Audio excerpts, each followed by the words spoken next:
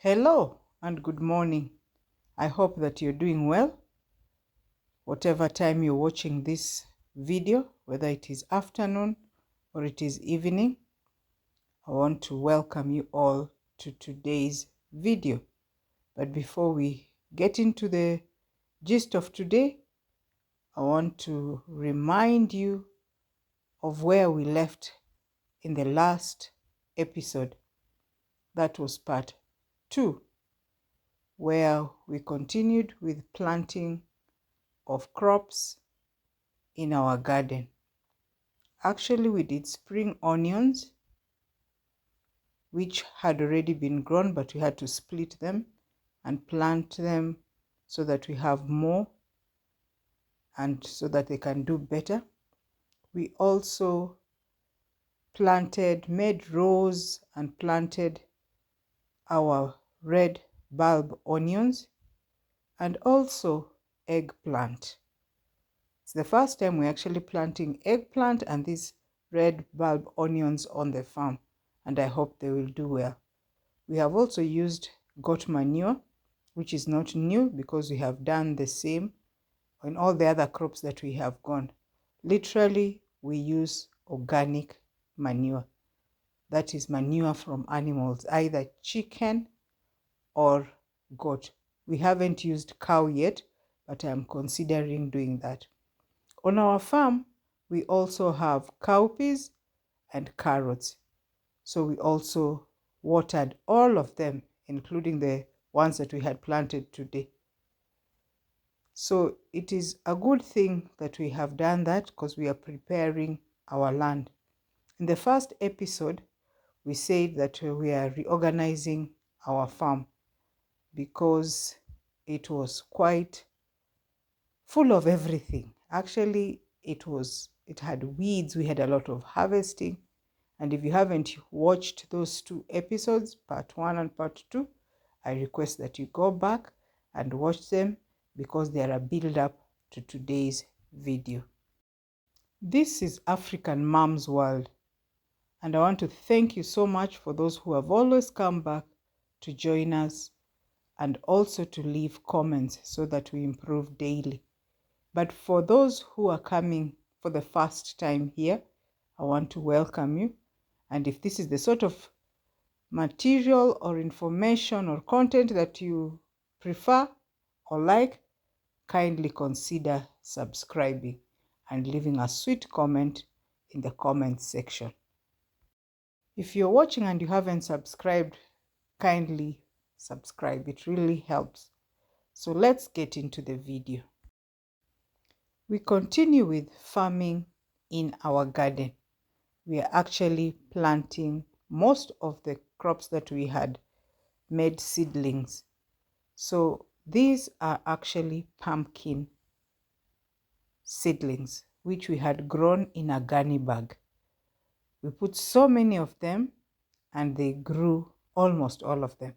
So they're in different sizes and we're going to plant them so that we are able to control them behind the trees, between the wall and the line of trees. I know pumpkins can really grow wild. So we have to select the ones that we want to plant. Definitely, these are so many, we cannot plant a lot of them. They'll flood over to the other side of the farm and it will be very difficult for us. So the first thing we do is to dig a hole. It doesn't have to be so deep. Then we put organic manure inside the hole, not so much, and then mix the manure, which is goat manure actually, mix it with the black cotton soil. When you have done the mixing quite well, then take the pumpkin seedling that you had selected, ensure that the roots are straight, they are not bent, and then put soil around it. Just put enough to ensure that the seedling is firm so that it doesn't fall just in case it rains or if you're watering. That is the important thing. Then because we are planting 2, we dig a hole. It's actually the same procedure. Just dig a hole, put in some manure, mix it, then pick the selected pumpkin seedling and put soil around it so that it is good enough.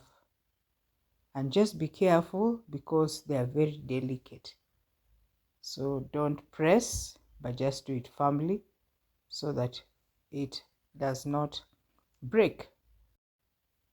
We have been harvesting our pawpaw, our dwarf pawpaw, and we have harvested quite a number. So this is what we do, just turn it round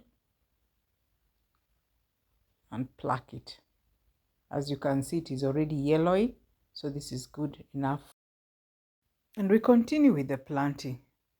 On our farm, we have sweet potatoes, and I just checked, they are not yet ready. We do not have any roots on it. So we'll keep waiting because this is about 2.5 months. The variety is really not known because I got it from a friend and she's also got it from somebody else.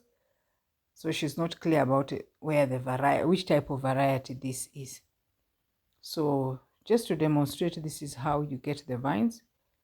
And then you prepare the hills. And I prefer it in this format because it gives the potato vines room for the roots to spread, and so coming up with a root is easier, the sweet potato itself. So I make the hill. It's just a matter of gathering soil, and because we got this variety that we are going to plant here from very far, that is the western part of Kenya, I want to be careful that we don't waste them.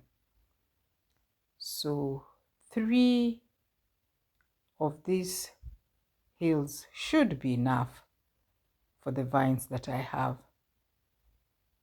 And this type of making a hill is much better than putting the potatoes on the ground level, that is. But in areas where it rains a lot, even that ground level is good because the ground is soft enough for the tubers to be able to get space and also to fatten. So I sit on the bench, the famous bench where we bask, although now there is a shade, and just take the vines. As you can see, they look as if they have dried because they have stayed actually for 3 days. And though they have withered sort of, but sweet potatoes don't usually have a big problem. The vines will definitely grow. So I just check where there's the possibility of it cropping up from there, developing roots, and I cut it. So we are going to have quite a number of them, and this should be enough for the 3 hills that we have made. There are different varieties. We have the purple sweet potato, we have the orange fleshed sweet potato, really orange. Then we have that one that is yellow, and the yellow one is really good. When you cook it, it is hard. Most of us like those hard ones and not the soggy ones. Soggy ones we can use to make chapatis or mandazis. Those are Kenyan things. Not even Kenyan, generally East Africa like making those things. Then after we have cut them into smaller pieces, here I am just trying to divide them, and I think 2 vines in a hole should be good enough. So each of the holes, the hills I mean, is going to have 2 sweet potato vines, and you hold the 2 of them together. Just see which direction you're able to put inside the soil, and then carefully push it inside the hill. It's such an easy process because already the ground has been prepared. It's soft, and we put it on the sides so that it does not interfere with the other roots, but definitely in the long run they will all just meet. So I was trying to be keen enough so that one variety can be on one hill, but that has not been very easy, because when they have withered, you can't even tell which sort of leaves they were, except for the purple one, which has a purple stem. That one is quite easy. And so I took a little time just trying to ensure that I am putting the vines together in each of the 3 sides that as you are a farmer, you'll be able to know what to select. So in total, on each of the hills, we are going to have 3 holes, and each of the holes is going to have 2 pieces of vines. So generally we have 6 vines, 6 sweet potato vines being put in one hill of the sweet potatoes. So this is going to be a very interesting one, and I'll be very keen to see how they perform, especially in this part of the county, that's Machakos County, Kenya. I haven't seen a lot of sweet potatoes being grown on the farms, but at the marketplace you will find them. So there are those stories that some of these foodstuffs come from Kisii, others, it's really not coming out that people in the community here plant any of these sweet potatoes that I'm talking about.